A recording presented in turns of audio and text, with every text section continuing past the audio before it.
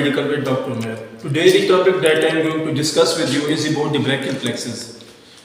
This is a very important topic that you must need to know whenever you study muscles of upper limb, of your body or pectoral region, and whenever you study nerves, you must need to know firstly about the brachial plexus. In this topic, what I'll cover about the parts of the brachial plexus. Actually, it consists of different parts. That is the roots. First part is about the roots of brachial plexus. Next is about the trunk. Next is about the deviant, cords and branches. Firstly, let me tell you how this brachial plexus actually developed from our body. As we well know, this is this spinal cord of our body, and it contains different roots. So it contains dorsal and ventral root.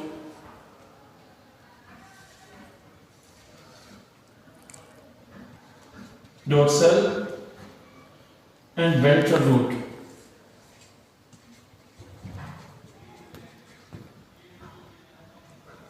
So spinal nerves are actually developed from these two roots of spinal cord.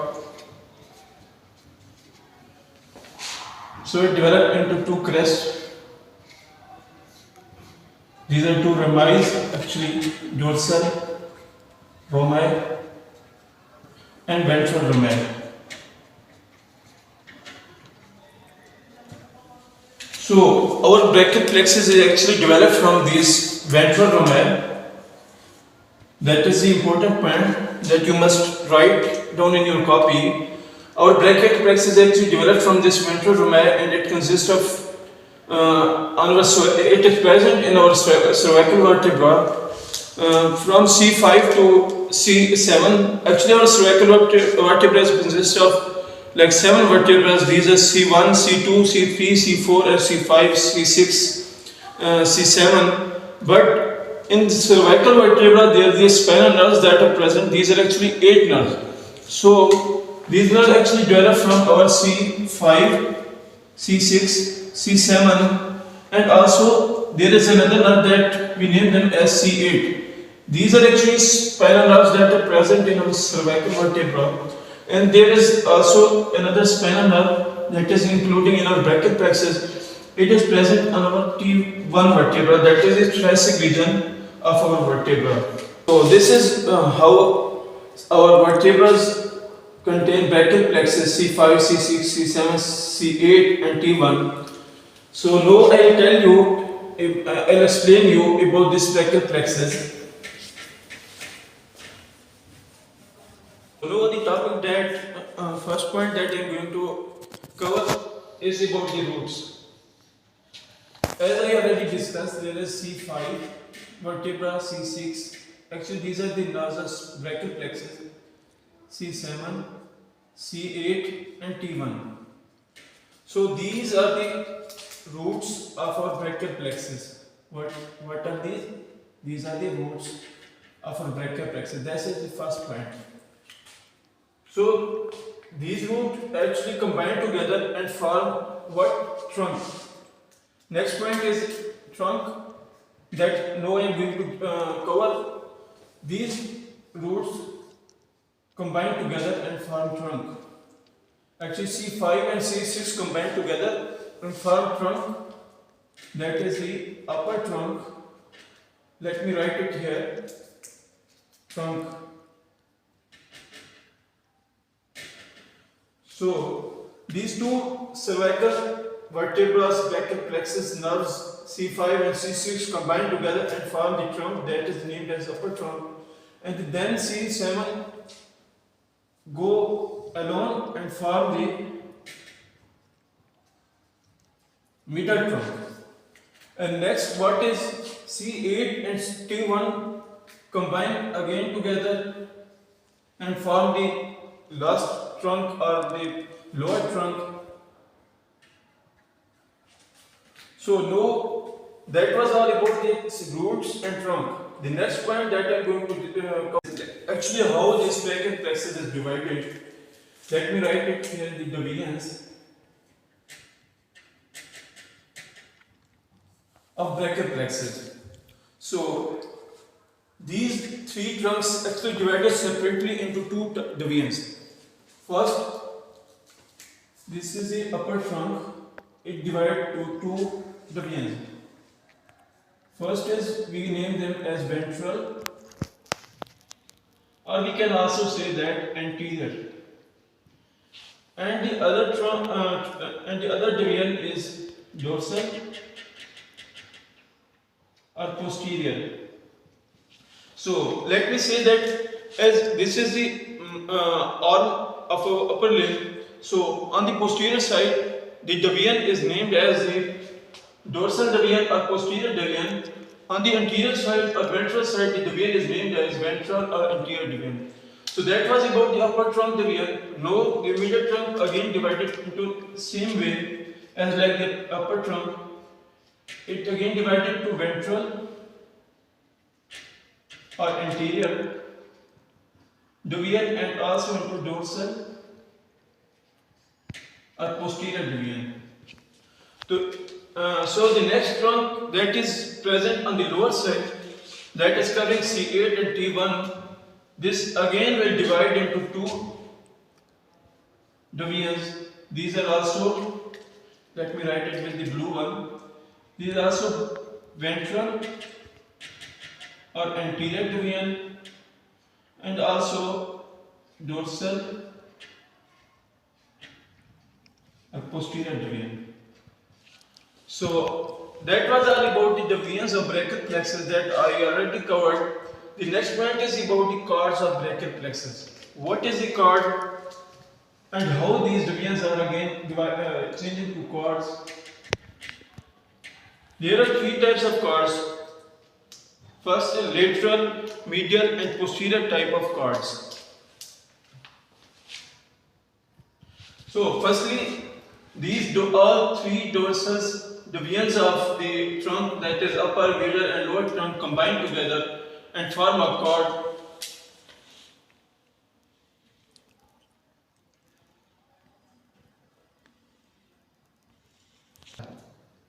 So this chord that is actually formed by the dorsal surface of lower, middle and upper trunk is named as the posterior chord. Posterior chord. The next trunk that is formed by the anterior or ventral surfaces of ventral divisions of the upper and middle trunk is actually named as lateral chord. Lateral chord. And the next chord that we name them as, it is actually formed only by the ventral or anterior surface of lower trunk, that is actually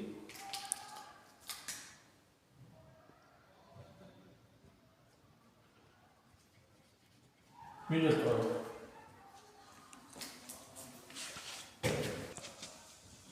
So that was all about this chord. Actually, I forgot one thing. This is not the middle chord. Actually, this is the medial chord. Not middle, it is the medial chord. So that was all about these types of chords that are present in brachial plexus. That I already covered this portion. The next portion and the last portion about brachial plexus is branches. This is the most important part of brachial plexus you must need to know. So this lateral chord that is present on our lateral side of our body, so this chord is dividing or giving branch to our what nerve? Musculocutaneous nerve. Musculocutaneous nerve. So the next chord, that is posterior chord, it is giving branch to two types of nerves. These are actually, first is axillary nerve and the next is radial nerve. So this posterior chord is giving branch to axillary nerve and the medial nerve. And the last cord, that is the medial cord, is giving branch to, let me write it here, this branch is named as ulnar nerve. But there is a point that you must need to know, that this lateral cord and this medial cord again combine together and give branch to a nerve that we name them as, this nerve is named as median nerve. So that was all about the branches. These are the nerves that are very important in our upper limb. Actually, there are different kind of nerves that are present, but these 5 nerves are the most important nerves that you must need to know about the examination point. So how can we say that this is the lateral cord? Actually, this cord is present in our lateral side of our body, that we name them as lateral cord, and posterior cord is present on the back side or posterior side. So this is present on our posterior side of our body, so we name them as this cord and the posterior cord. Another cord is medial cord. This cord is actually present just near to our body or on the medial side of our body. We name them as this medial cord. So now I am going to discuss with you about the branches that contain different nerves. First, that is the most important nerve that you must need to know is the musculocutaneous nerve. This nerve is present in our muscles. So the first point that you must need to know is about the origin or root value. This nerve is actually coming from our lateral cord, and this is like its root value is C5, C7, and we can say C6, but mostly this is C5 and C7 its root value. So next point that is you must need to know from where just it comes. It actually comes from our axilla region. It passes our axilla and then comes to our muscles that are present on our arm, that is bicep muscle, bicep brachii muscle and coracobrachialis muscle. The point that you must need to know is about the muscle supply. Okay. This nerve is supplying to muscles. First is bicep brachii muscle. Is off now. Other muscle is brachialis muscle. Next muscle is coracobrachialis muscle. So this nerve is supplying to our muscles. First is bicep muscle and other brachialis muscle that is present just near to our bicep muscle but is present on the lower side. And the next muscle is coracobrachialis that is present on our medial side of our body. So the next nerve that you must need to know is the axillary nerve. This nerve is very important because it is coming from our posterior cord, and this nerve is actually coming from our axillary region or axillary fossa, and it enters to our humerus bone. Actually, it is present on our surgical neck of our humerus bone. So first point that you must need to know is about the origin or root value. This is C5 and C6. Next point is about the muscles. It is supplying blood or nerve supply to our muscles. First is deltoid muscle and the other muscle is teres minor muscle. You know about that. Teres minor muscle and deltoid muscle. There is a clinical point that you must need to know, that this axillary nerve damage is most common because when there is an arm fracture or humerus fracture, the most common fracture is about the surgical neck fracture that is present just above the shaft of our humerus. So when there is a surgical neck fracture, then in this case there is axillary nerve damage. So it will also affect its nerve supply to teres minor and deltoid muscle. So in this case there will be like little abduction. It will cause problem in our movement of our arm. So the next nerve that you must need to know is radial nerve. I'll write it here separately. Radial nerve.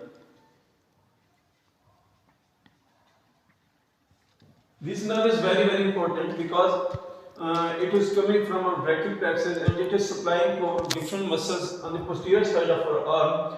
For example, there is a tricep muscle that is supplied by the radial nerve, and it also goes to our radius and then also supplied to our forearm and also skin of our body or upper limb. So first point that you must need to know is about the root value. It is coming from all our vertebrae like C5, C6, C7, C8 and T1. So what is the origin of this nerve? It's C5 to T1. Next point that you must need to know is about the muscles. So this nerve actually comes from our axilla and just goes to posterior side of our arm and then supplied to muscles that are present on our posterior region. For example, that is the tricep muscle, that is the most important muscle. So this nerve supplied to tricep muscle, and also then it comes to our cubital fossa and goes to our forearm. So it also supplies to our forearm muscles too. So first muscle that is important is tricep muscle.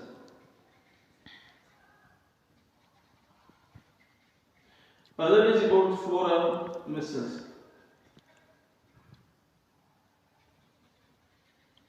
And also it supplies to skin too.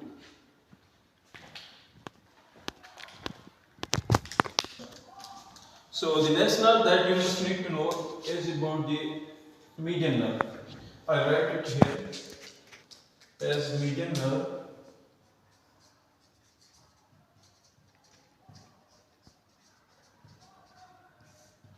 This nerve is very important because it is the most supplier to our forearm. So this first point that you must need to know is about the root value.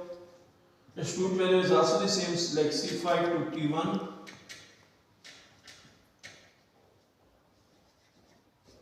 Next point is that you must need to know about the muscles, like which muscle is supplied by median nerve. First is forearm muscle. Other is that it is also supplying to our palm of our hand. So that was all about the median nerve. So the last nerve that I am going to discuss is ulnar nerve. This nerve is very important because it is giving blood supply to our ulna and also to our hands, fingers also. So first point that you need to know is about the root value. It is actually originated from C7, C8 and T1. Next point is about the muscles. That which muscle is supplied by median nerve. You know that it is supplying to our forearm muscles like flexor carpi ulnaris muscle. I write it here flexor carpi ulnaris muscle, and also to muscles of hand, that is like digitorum profundus muscle, and also to different muscles of the hand. So that was all about today's topic about the brachial plexus. So what is the brachial plexus? I already discussed. I discussed about the roots, trunk, the vein, cords, branches, and also to the nerve. That is most important nerve, like 5 important nerves, that is musculocutaneous nerve, axillary nerve, radial nerve, median nerve, and ulnar nerve. So that was all about today's topic. Hope that you will like that video, and don't forget to like and subscribe.